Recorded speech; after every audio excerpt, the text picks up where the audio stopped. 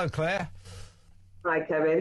Now, congratulations. A fantastic moment in the House of Lords yesterday. You defeated a bid to continue with non-crime hate incidents. I mean, they're still in situ at the moment, but this was a good blow to this weird system that we've been enduring for some time, which is that the police recording thousands and thousands of incidents that aren't crimes. Most of us saying, well, if it's not a crime, why are the police wasting their time with it? Incidents include a man was recorded for a non-crime hate incident for whistling the theme tune to Bob the Builder whenever he saw his neighbour. I think his neighbour might have been Polish or something. A woman who said on social media she thought her cat was a Methodist. I thought all cats were Methodists, actually. And two schoolgirls who told another girl she smelled like a fish. These were all recorded by the police, so it's quite clear we need to get rid of this. The scale of them is extraordinary. I mean, it's 60,000 a year. They're doing, you know, many of them every single day. Tell us about how you managed to at least begin to get rid of them, and what it is that you feel means that they must be axed completely. Why is that?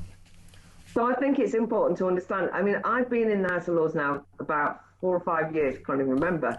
And one of the first things I did when I got in, I don't mean intentionally, but I ended up raising these non-crime hate incidents. And I remember everybody in the house was like, I've never heard of those. And they all think, you know, the big top lawyers and all the rest of it.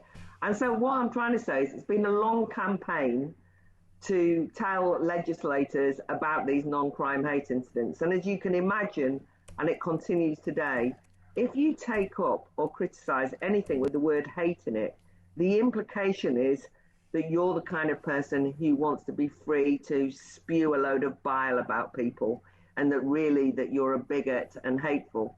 So the good news is that we've chipped away, argued, and of course there's been huge grassroots campaigns, the gender critical feminists, of course, got involved, Alison Pearson, all of these well-known people threw their weight in behind it, and Free Speech Union and so on.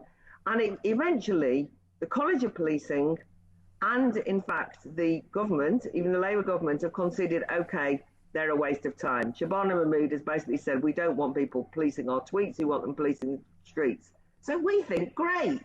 But then the wording of what they're doing is very ambivalent. And it means that although there won't be anything called non-crime hate incidents, it's based on guidance, so therefore there could be a whole period of limbo in which the police could carry on. We know the more zealous EDI-type police will. They wouldn't put into statute, i.e. into the law, that they should go.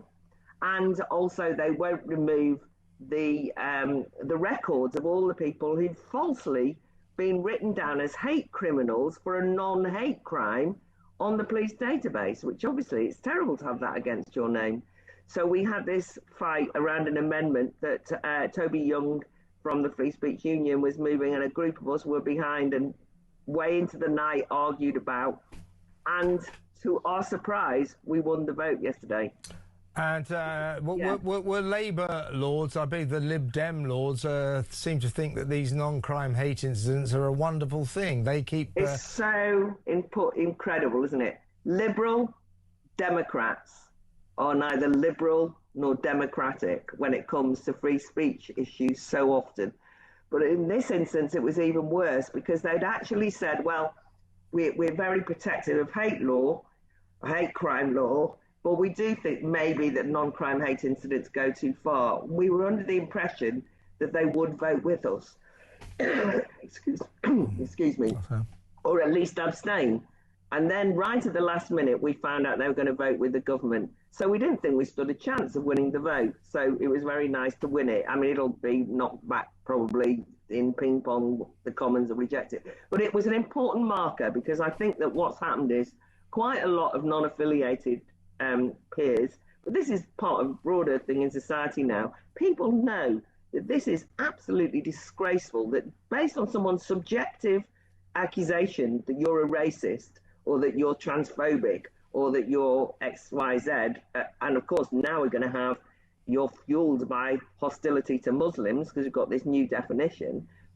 Then you could be visited by the police. So it wasn't just they wrote your name down, they turned up at your door, investigated you, wasted time investigating you for tweets or for some exchange you had with your mates at work or whatever. And they thought they were compelled to do so. And then even if they knew that they couldn't get you in a court for a crime because there was no evidence of any guilt, they'd then say, well, all right, we're not doing you for a hate crime, but it's a non-crime, and we will write your name down as somebody who is putting forward hateful views in the police database. Have you got any idea of numbers? Because there's quite a substantial amount of these non-crime hate incidents are logged almost every day, aren't they, around the country? Yeah, I mean, I can't remember, but I think it was something like 116,000 people are on that database, right, on the non-crime hate incident on the database. But, you know, when there was all the big fuss about people being arrested for the idea that there's 30 a day being arrested for hate crime, a lot of those were originally that they'd be arrested for a hate crime, then there was no evidence, and then you would end up with a non-hate crime. So it's an industrial level.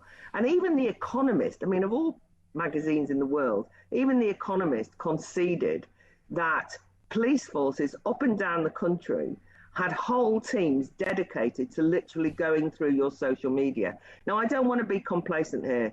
I think they're going to be rebadged up. You know, they're going to say, we do still need to track hate and hateful people.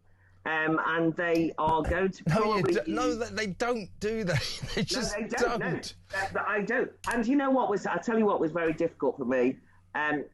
Well, first of all, they're going to badge them up as respect orders, a really stupid antisocial behaviour, but one of those ones where you don't, again, need criminal standard of evidence to be issued a respect order, but you can get criminal sanction. And we think they might try and rebrand them as that. That's my concern.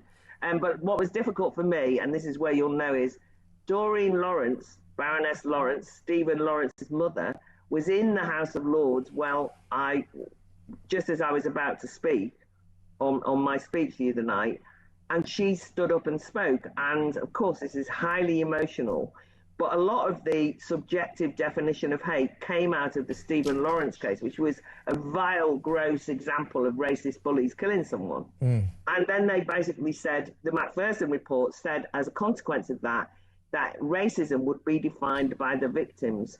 And that's caused us a lot of trouble. So she stood up and said, anyone saying something could lead to the brutal murder of my son. And I had to stand up straight after and say, no, it doesn't.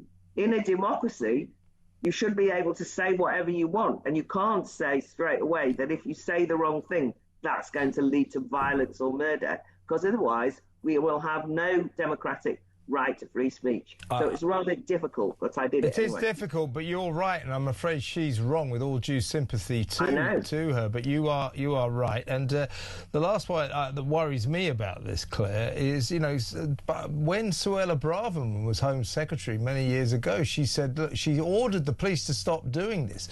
There's an enthusiasm among police forces for doing this. They moan about not having enough money to properly police the streets, and yet they're very keen on spending a lot of police time recording incidents that are not crimes. It doesn't matter what they're talking about. If it's not a crime, it is none of the police's business. And so I want to wish you and Toby Young and everyone else driving this car all the very best. Let's keep in touch about it, Claire. Good to talk to you. Thank you very much.